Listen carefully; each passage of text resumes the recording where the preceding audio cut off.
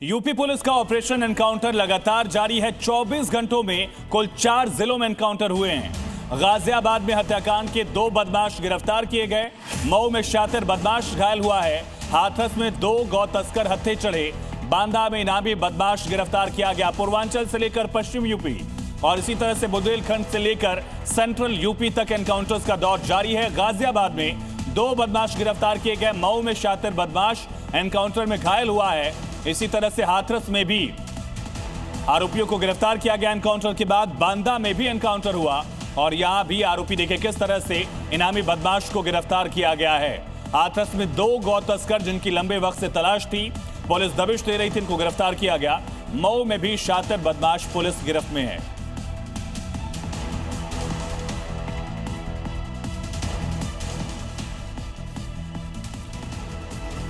तो चलिए अब आपको बताते हैं कि इन 4 जिलों में मुठभेड़ के दौरान पुलिस ने किन किन अपराधियों पर शिकंजा कसा, किस तरह से बड़ी कार्रवाई की गई। बात सबसे पहले गाजियाबाद की। 2 दिन में 2 लोगों की हत्या की गई थी और ये आरोपी जिनकी तलाश की जा रही थी, इन दोनों को गिरफ्तार कर लिया गया है। इसी तरह से मऊ में मुठभेड़ हुई जहां पुलिस की गोली से बदमाश घायल हो गया। मंटू सिंह हत्याकांड का यह मुख्य आरोपी था। पुलिस ने इसको गिरफ्तार कर लिया। पूछताछ जारी है, आगे कार्रवाई जारी है। इसी तरह से पश्चिम में हाथरस की बात करते हैं जहां मुठभेड़ हुई और गौ तस्कर को गोली लग गई। कॉम्बिंग में इसका साथी भी मौके से गिरफ्तार किया गया। दोनों गौ तस्कर फिलहाल सलाखों के पीछे हैं। हाथरस में इन दोनों को गिरफ्तार करने के बाद पूछताछ की जा रही। लगातार पुलिस अपनी कवायद में जुटी हुई है, कार्रवाई में जुटी है। बांदा में मुठभेड़ में 25,000 का इनामी बदमाश गिरफ्तार किया गया। इस पर 12 से ज्यादा मामले दर्ज थे। लगातार इसकी तलाश की जा रही थी और अब इसके खिलाफ कार्रवाई जारी। तो उत्तर प्रदेश के 4 जिलों से एनकाउंटर से जुड़ी बड़ी खबर।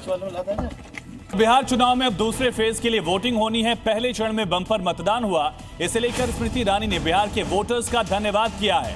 बिहार में चुनाव प्रचार के लिए पहुंची स्मृति ईरानी ने जी न्यूज से खास बातचीत की और एक बार फिर से एनडीए सरकार बनने का दावा किया। और क्या कुछ कहा, एक्सक्लूसिव बातचीत में सुनिए।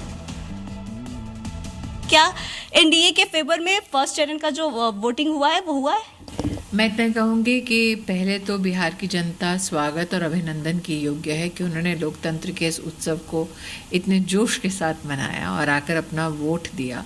दूसरे चरण में भी मैं ये आग्रह करना चाहूँगी कि ज़्यादा से ज़्यादा संख्या में वो आएँ। बिहार के भविष्य के लिए, बिहार की उज्जवल कामना करते हुए अपना वोट ज़रूर दें।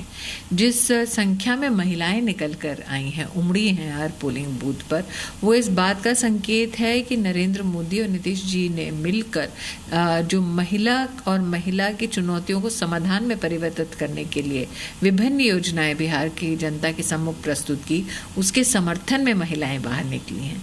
साथ ही साथ हमें याद रखना चाहिए कि आरजेडी ने जो खौफ का साया बिहार पर अपने कार्यकाल में सतत बनाए रखा, अपराध का वो दौर बिहार में ना लौटे, इसीलिए भी बहनों ने बढ़ चढ़कर भाजपा ने एनडीए के पक्ष में वोट किया है। मेरी अभिलाषा है कि इसी उत्साह के साथ वो दूसरे चरण में भी मतदान करें बीजेपी ने एनडीए के लिए। जिस तरह से बीजेपी की तरफ से ये कहा जा रहा है कि 160 प्लस सीट्स आएंगी एनडीए को, तो किस आधार पे ये कहा जा रहा है, किस तरह से विश्लेषण कर रहे हैं? देखिए, ये जो लक्ष्य है वो हमारे गृह मंत्री जी ने प्रस्तुत किया है और आप जानते हैं कि वो इतने अनुभवी नेता हैं और साथ ही स्ट्रैटेजिस्ट हैं कि बिहार की हर विधानसभा सीट पर न सिर्फ सामाजिक विश्लेषण बल्कि मुख्यतः जो विकास की धारा हमने बिहार में नरेंद्र मोदी और नीतीश जी के समन्वय से बहाई है, उसके आधार पर एक संकल्प हेतु उन्होंने ये आंकड़ा प्रस्तुत किया है। आपको भी विगत दिनों में ये अनुभव हो गया होगा कि हर विधानसभा सीट पर भारतीय जनता पार्टी का हर कार्यकर्ता जोश खरोश के साथ चुनाव में अपने प्रत्याशी को जिताने की होड़ में है। कार्यकर्ता के इस उत्साह को देखते हुए, जनता के समर्थन को देखते हुए, संगठन के समर्पण को देखते हुए हमारे नेतृत्व ने ये संख्या घोषित की है। किसको अच्छा कर्म माने और किसको बुरा कर्म माने, धर्म किसके लिए है, अगर ये पकड़ लिया तो धर्म क्या है ये अपने आप साफ हो जाएगा। क्या आप भी सहमत हैं कि कर्म ही धर्म है? ये परंपराएं, ये रस्मों रिवाज, इनका धर्म से दूर दूर तक कोई लेना देना नहीं है। आचार्य जी, ये इतना अंतर्द्वंद क्यों?